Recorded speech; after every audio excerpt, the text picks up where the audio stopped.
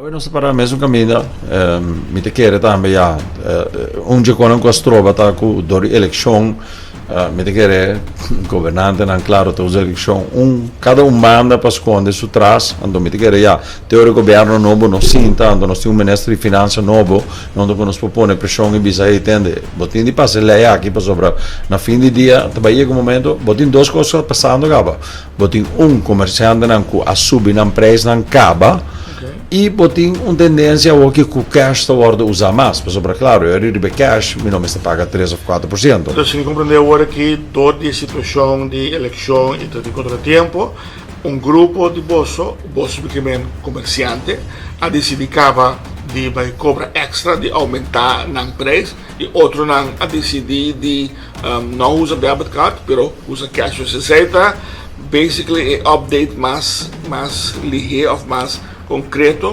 como pode agora. Sim, a gente quer depender da capacidade de cada comerciante. Tem comerciante que por aguenta mais largo que o outro.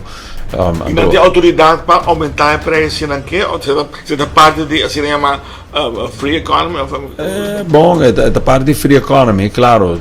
Free economy behalve ribelo qual tá produto de consumo que tem controle de preço do governo. Se não tem uma fim de dia, não por assinada com isso. Mas era você mês como Cuba lo hace algo concreto, pero se no en un lugar depende de la situación que vos estás guardando, meneste novo bem e tudo isso que tu lugar, prometo como Cuba, vos actua, e se vos actua, que está opção que vos tem para actuar, seja tá ok, se meneste 5 da manhã e bisa não, a lei é nós temos que revisar todo o tempo que passa e vos está de gasto, que está o que vos pode fazer in the meantime como opção.